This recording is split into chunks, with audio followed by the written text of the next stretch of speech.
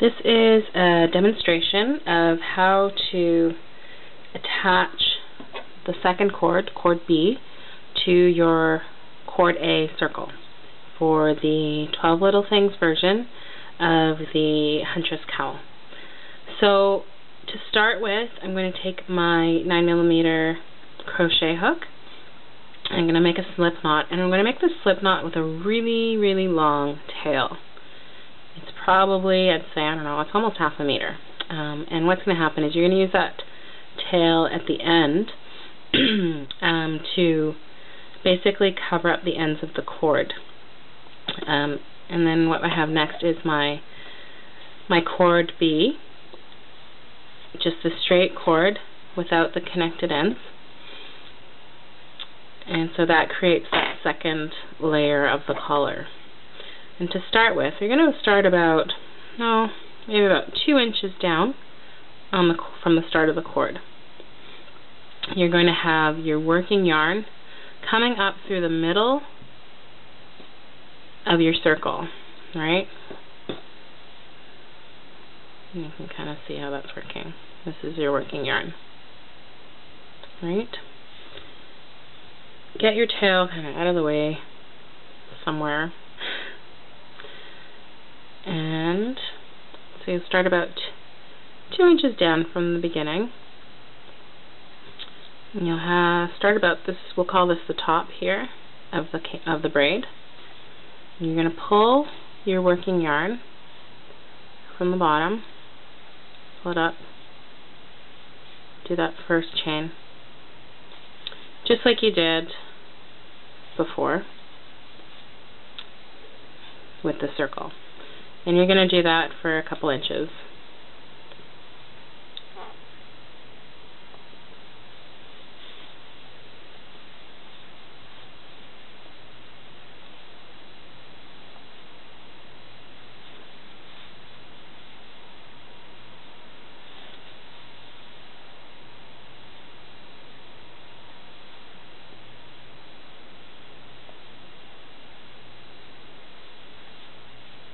And let's just say here that we've done as much as we wanted. That's actually almost enough. Maybe I'll do 2 more.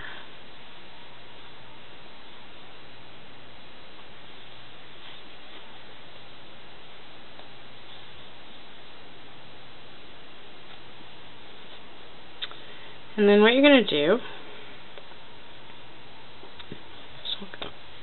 one more so that you end with the working yarn right in the center. And then what you'll do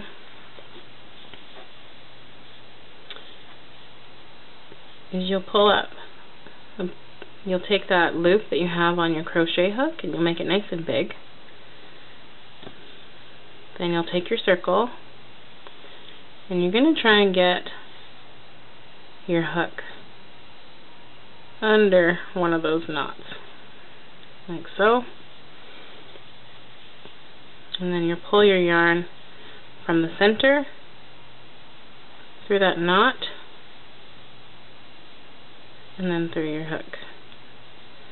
So I'm not a skilled crochet person, so I believe that's a double chain. I could be wrong, but for my purposes that's what I'm calling it. And then you go back through the center, chain it through,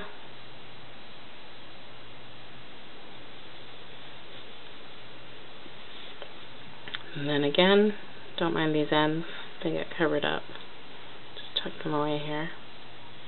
Anytime you come across some ends that are poking out, you can just always tuck them back into the braid, and eventually they will get covered up. So again, you pull that big loop, go through the next knot. They might be a little tight depending on how you did the crocheting in your circle. And you pull the yarn from the center and then chain it through again. Tighten it up, bring that yarn back around through the inside, chain it through, and we'll go one more time for good measure. Get that out of there. You're going to pull it up again. Go to the next knot. You might have to really dig into there to get it out. Take your yarn from the center. Pull it through. Oops. Might have lost one there. Yeah, I did. I'll try that again. Once you get the hang of this, it does get a bit easier. There you go. And go through.